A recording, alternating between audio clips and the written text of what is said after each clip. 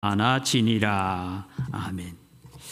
오늘 우리는 예견된 압살롬의 반란이라는 제목으로 우리가 한번 말씀을 살펴보면서 다윗은 우리는 그렇게 훌륭한 왕이고 그렇게 좋은 왕으로, 지혜로운 왕으로 우리가 알고 있는데 다윗은 왜 이랬을까 하는 부분을 우리가 성경을 통해서 살펴보면서 우리도 역시 여러분 하나님 앞에 기도하고 말씀으로 살아가야 되는데 어떠한 문제냐 하는 얘기입니다. 자, 우리 지난번 공부를 다시 한번 정리해 보면요, 처리하지 못한 죄, 즉 암논이 다말을 그렇게 한 것에 대해서 다윗이 명확하게 처리를 해야 됩니다. 그러면 암논에게 왕자의 위를 폐하고 일반 서민으로 강등시키든지 그렇게 했더라면 압살롬이 자기 형 암논을 죽이는 일은 없었을 것이다. 제가 이제 압살롬의 갈등, 압살롬 측면에서 제가 준비를 해봤어요. 2년입니다. 그 2년이란 게 뭐냐 하면 압살롬이 이제 암논의 문제가 일어났을 때 2년, 그동안에 다윗은 어떤 해결도 하지 못합니다. 그리고 다시 압살롬이 뭘 하느냐 하면 이제 3년 동안 거술에 가서 도망을 가 있죠. 도망을 가 있는 동안에도 다윗은 어떤 처치를 하지 못했습니다. 그 다음에 제가 저게 숫자가 좀 빠지기는 했는데 함께 포함되어 있습니다만은 압살롬이 돌아왔어요. 돌아와가지고도 2년 동안 안 만나요. 아버지가 아들을 안 만나줍니다. 그 다음에 오늘 성경에 4년이라고 얘기 나오잖아요. 4년. 그럼 이 4년 동안 이제 다윗이 압살롬을 만났어요. 만나고 난 뒤에도 4년 동안 압살롬은 뭐냐? 반역을 준비해 갑니다. 반역을 준비하는. 그래서 여러분, 다윗이 40년 왕위에 있었는데 왕위에 40년이 있는 동안에 암논 사건, 그러니까 우리 바세바 사건이 일어났죠. 바세바 사건이 일어나고 그 다음에 암논 사건이 일어나면서 왕자의 난이 일어납니다. 우리 옛날에 경주는 봤는지 용의 눈물 드라마 알아요? 너무 어릴 때라 그때. 예.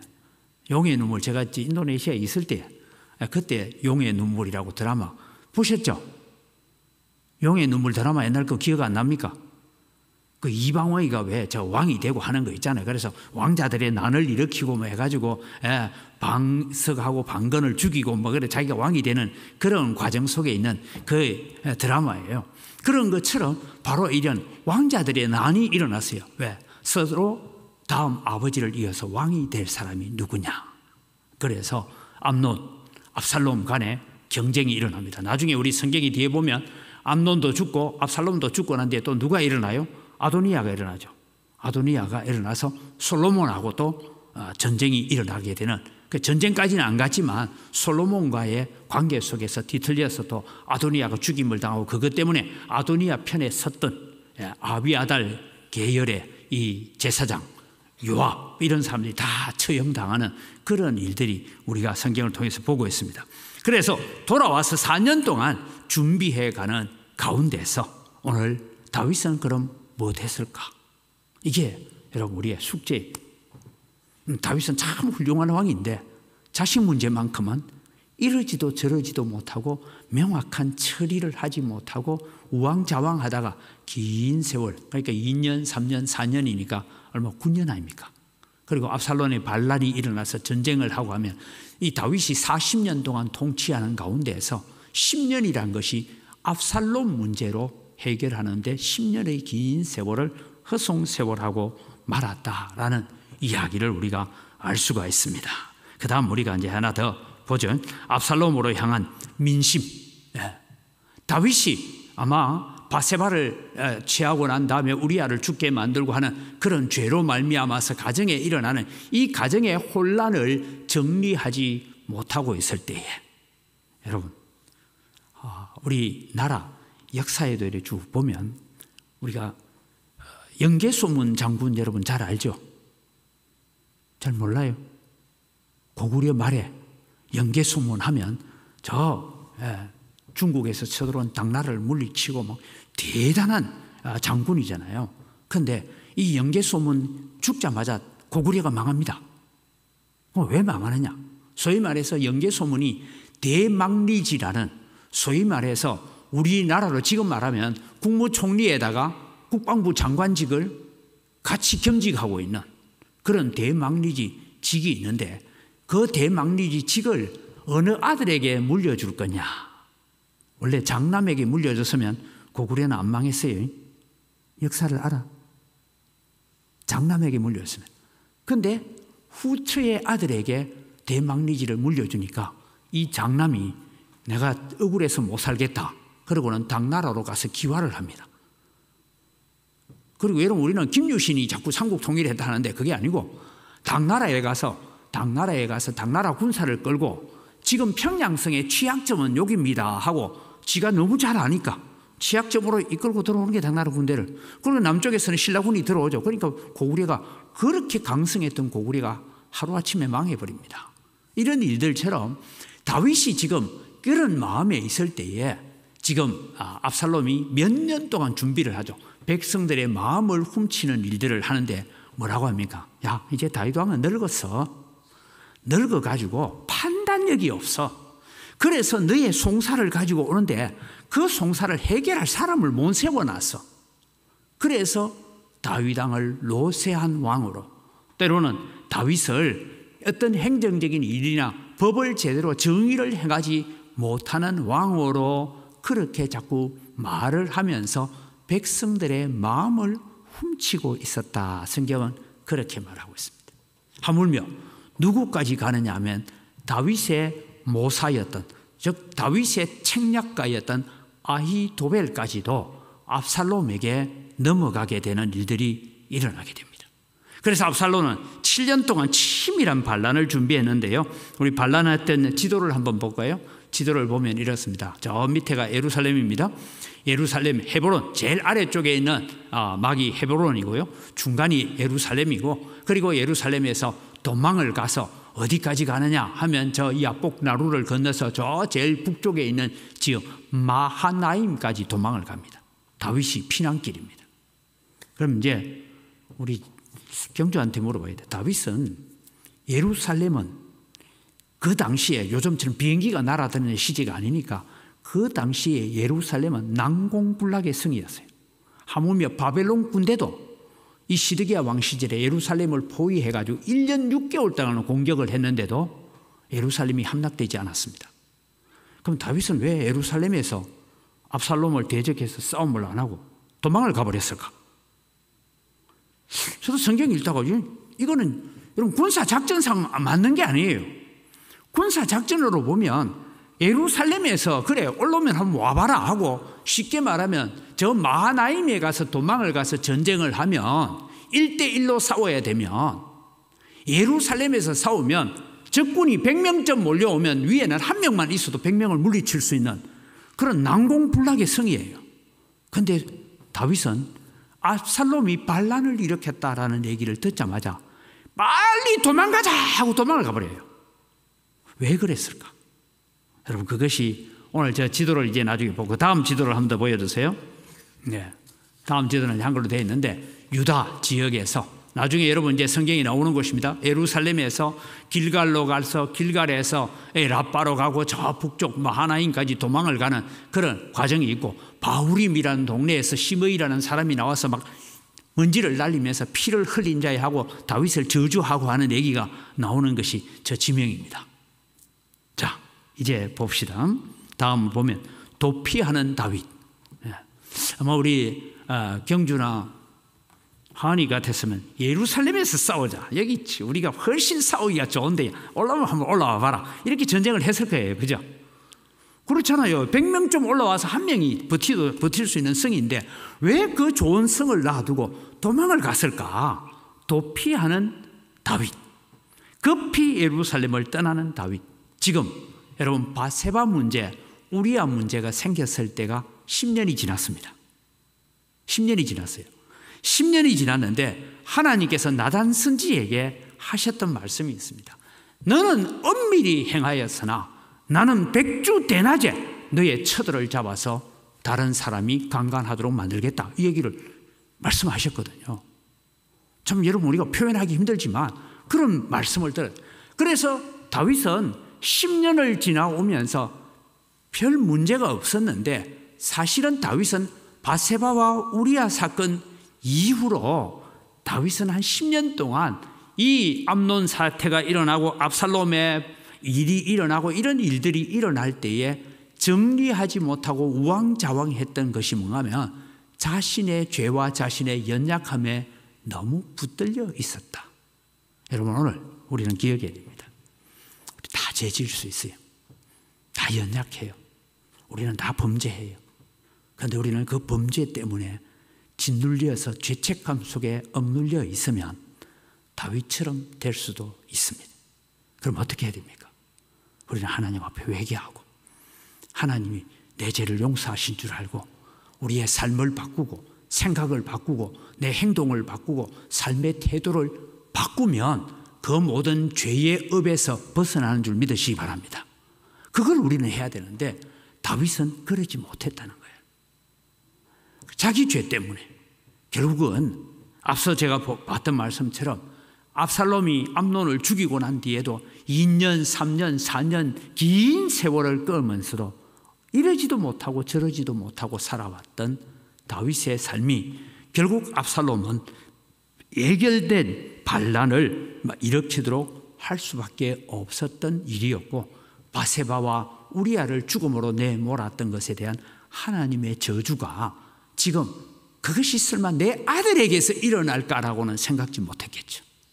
나중에도 여러분 우리 다윗의 실수가 하나 나옵니다.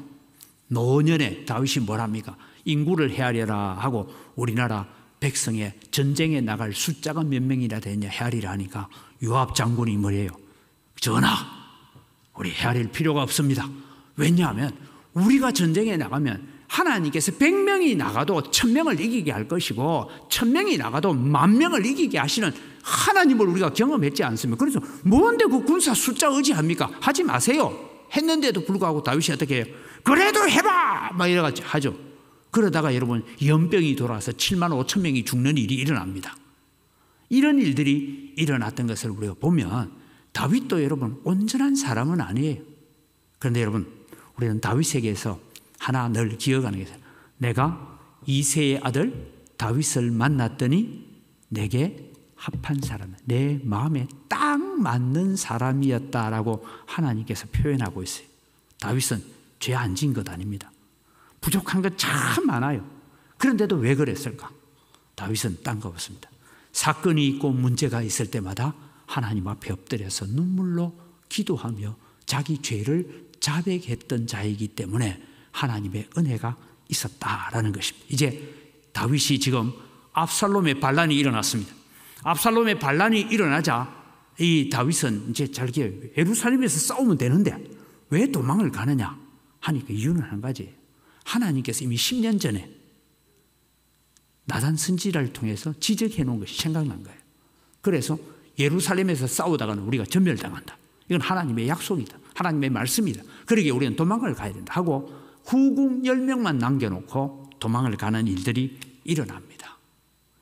아마 여러분 제가 다시 말씀드리지만 하나님께서 다윗을 보실 때 다윗을 기뻐하셨던 이유가 뭐냐 하면 지금 상황이나 지금 여러 가지 형편을 가지고 전쟁을 하고 버티고 그런 것이 아니라 하나님의 말씀을 기억하면서 그 말씀 앞에 비록 내가 연약하고 부족하고 실수했지만 그 말씀 앞에 무릎 꿇고 엎드리면서 말씀에 따라서 행동했기 때문에 다윗 이새의 아들 다윗을 만났더니 내 마음에 딱 맞는 사람이었다.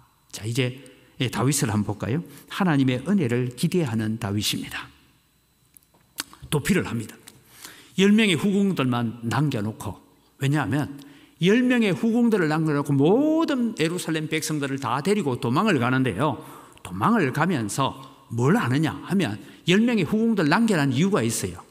성문이 굳게 닫혀 있으면 압살롬의 군대가 오면 뭐 할 것 같습니까? 안에 군사가 몇 명 있는지 모르니까 성을 불지르고 막 이럴 거 아닙니까? 그러니까 압살롬의 군대가 오거든 문 열어주라잉. 우리 다 도망가고 없으니까. 후궁들 10명 보고 내린 명령이 뭐야? 압살롬의 군대가 오거든 문 열어주라. 그래서 하나님의 성전과 예루살렘 성이 불타지 않도록 문 열어주라라는 조건으로 후궁 10명을 남겨놓고 갑니다. 그 다음에 여러분 오늘 성경 우리 읽지는 않았지만 제사장들이 지성소 안에 있는 하나님의 언약궤를 메고 나왔어요. 자, 이제 우리 언약궤 하니까 기억나는 걸 하십시오.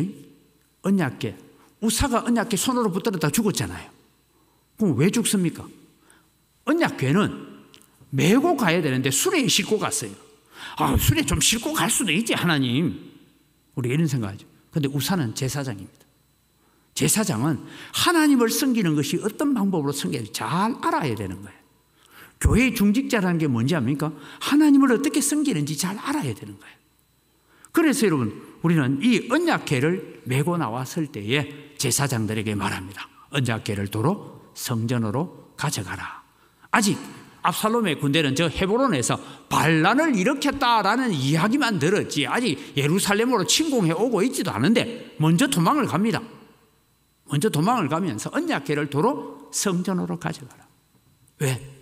하나님께서 나를 불쌍히 여기시면 다시 언약궤가 있는 곳으로 나를 데리고 와서 하나님을 예배하게 할 것이다 라는 하나님의 긍휼과 은혜를 기대하는 것이죠. 또 한 가지는 이 전쟁, 처음에는 이 원수가 일어나서 너의 아내들을 백주에 그렇게 하리라 라고 말했지만 이 전쟁이 누구를 통해서 일어날지 모르고 있었는데 이 전쟁이 내 아들 압살롬을 통해서 일어나는 것을 보고 내가 바세바와 우리아를 죽음으로 내몰았던 나의 죄로 인한 결과이다라는 것을 깨닫고 하나님 앞에 겸비하게 엎드리는 그런 믿음이 있었기 때문에 다윗은 그래도 하나님의 은혜를 받는 자였다라는 것입니다. 오늘 여러분, 우리는 살아가면서 무수한 설교를 우리 많이 들었잖아요. 설교 들을 때마다 은혜도 됐잖아요. 어떨 때는 설교를 하다가 목사님 무슨 얘기를 하려고 저렇게 어렵게 설교를 할 때도 있는가 하면 때로는 설교가 은혜가 될 때도. 그런데 여러분, 우리 나건사님 설교 은혜 되게 되고 나면 그날 그 다음 날부터는 내가 하늘을 날아가듯이 그렇게 믿음으로 말씀대로 잘 삽니까? 못 삽니까? 잘 안 되죠. 잘 안 되는 게 우리 모습이에요. 그런데 그럼에도 불구하고 오늘 다윗은 자기의 죄로 일어난 결과에 대한 이야기를 책임지고 지금 하나님의 말씀에 순종해서 믿음의 길을 이 피란의 길을 걸어가고 있더라라는 것입니다. 자, 여기서 여러분 또 우리 한 사람을 찾아보겠습니다. 아히도벨이라는 사람을 찾아봅니다. 아히도벨의 모략을 무효화해라라고 얘기하는데 아히도벨은 어떤 사람이냐? 삼국지는 알지? 삼국지의 제갈공명, 그죠? 삼국지의 제갈공명 그런 사람입니다. 아히도벨은 전쟁에 있어서 군사 작전에 있어서 아주 지략이 뛰어난 사람입니다. 얼마나 다윗이 두려웠으면 31절 같이 읽을까요? 어떤 사람이 다윗에게 알리되 압살롬과 함께 모반한 자들 가운데 아히도벨이 있나이다 하니 다윗이 이르되 여호와여 원하건대 아히도벨의 모략을 어리석게 하옵소서. 왜? 아히도벨은 제갈공명같이 그렇게 아니면 여러분 우리가 있었던 초안지에 나오는 유방과 항우가 싸우는데 유방의 옆에 있었던 한신 같은 아주 지략이 뛰어난 사람이에요. 그래서 이 아히도벨이 반란에 가담했다는 걸 보고 다윗은 마음이 무너집니다. 왜? 아히도벨은 친구예요. 오랜 친구입니다. 그래서 시편에 다윗이 이런 얘기를 합니다. 내 친구가 나를 위해서 뒤꿈치를 들었다 하면 저놈 죽었나 안 죽었나 쳐다본다 이 뜻이에요. 그런데 그 사람이 차라리 원수였더라면 내 마음이 상하지 않았을 텐데 내 친구로다. 나와 함께 밥상에서 같이 밥을 먹던 친구였다 하는 사람이 누구냐? 아히도벨이에요. 저런 아히도벨이 반란에 가담했다는 것은 다윗의 마음을 무너지게 만드는 것입니다. 아히도벨의 모략을 무효화하기 위해서 다윗이 생각했던 것은 두 번째는 아렉 사람 후세라는 사람을 부릅니다. 후세라는 사람을 불러서 후세에게 말합니다. 너는 생명을 걸고 압살롬에게 가서 거짓 항복한 것처럼 가라. 그리고는 가서 아히도벨이 어떤 전략을 세우는지를 보고 그 아히도벨의 전략을 무너지게 만들어라. 그 얘기를 합니다. 여러분 우리가 뒤에 나오는 얘기를 좀 보면 이렇습니다. 아히도벨이 세운 전략은 이겁니다. 압살롬에게 부탁하죠. 지금 온 이스라엘 백성이 전쟁터에 나갈 필요가 없습니다. 제게 특전사 1000명만 주십시오. 그래서 지금 다윗의 목숨만 딱 끊으면 모든 나라는 압살롬에게로 돌아올 거니까 우리가 크게 전쟁할 필요도 없습니다. 아주 날랭 군사들 딱 한 100명만 주면 내가 몰래 습격에 들어가서 다윗만 죽이고 오겠습니다. 만약에 아히도벨의 계략이 성공했더라면 어떻게 됐을까요? 그런데 이 아히도벨의 계략을 들은 후세가 나중에 이런 얘기를 하죠. 지금은 아히도벨의 계략이 옳지 않습니다 하면서 다윗이 어느 성에 들어갔거든 온 이스라엘 백성들이 그 성읍을 둘러싸고 성읍에 줄을 매서 바다로 다 끌어내더라도 그렇게 해서 몰살을 시켜야 됩니다. 이런 전략을 세우는데 결국 압살롬은 아히도벨의 계략을 받아들이지 않고 후세의 계략을 받아들임으로써 전쟁터에서 압살롬이 죽게 되는 그런 일들을 우리가 보게 됩니다. 그만큼 여러분 아히도벨의 모략은 무서운 것이었습니다. 그러면서 다윗이 얘기합니다. 다음에는 하나님의 소식을 기다립니다. 언약궤를 메고 나왔던 제사장들에게 예루살렘 정령 당할 건 나도 안다. 두 제사장에게 맡겨진 사명은 궁중에서 일어나는 일들을 내게 알려달라라고 하면서 결국은 하나님의 긍휼하심과 하나님의 은혜를 기대하는 자리로 다윗은 나아가게 되더라라는 것입니다. 여러분 이런 이 일들을 바라보면서 오늘 우리는 다윗은 이스라엘 백성들에게는 여러분 아브라함 다윗은 무결한 사람처럼 그렇게 존중을 받지만 성경은 다윗의 연약함을 다 적고 있습니다. 그럼에도 불구하고 다윗은 어떤 것이냐? 오늘 우리 교훈을 하나 생각합니다. 죄의 문제를 단호하게 대처하지 못하면 우리는 또 다른 죄의 도구가 되거나 다른 죄의 올무에 걸려서 빠질 수밖에 없더라라는 것이 이 다윗의 생애를 통해서 우리는 배워가야 됩니다. 그 다음에 늘 제가 말씀드립니다. 계획적이거나 의도적인 죄, 습관적인 죄, 함께 도모하는 죄에는 빠지지 않도록 우리는 영적 분별력을 갖고 살아야 합니다. 오랫동안 친구였던 다윗을 배신하고 압살롬에게 붙었던 아히도벨은 결국은 자기의 계략이 성공하지 못함을 바라보고 내려가서 그는 자신이 스스로 자기 집에서 목매어 주는 일들이 발생하는 것이 아히도벨의 결과입니다. 그렇다면 오늘도 여러분이랑 살아가면서 하나님 앞에 늘 하나님의 은혜만이 오늘도 우리에게 필요하다. 다윗이 참 중요했던 것은 언약궤조차도 도로 메고 가라.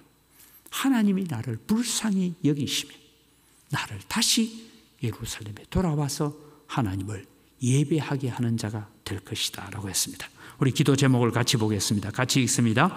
오직 하나님의 은혜만이 우리를 살릴 수 있음을 깨닫고 은혜의 십자가 앞에 엎드리는 겸손함을 갖게 하소서. 상황과 형편, 시대와 사상의 조류에 휘말리지 않고 영적으로 깨어있는 거룩한 백성이 되게 하소서. 우리가 이렇게 기도하며 하나님 앞에 늘 깨어있는 믿음의 백성이 되기를 바랍니다. 우리 주에 한번 부르고 기도 제목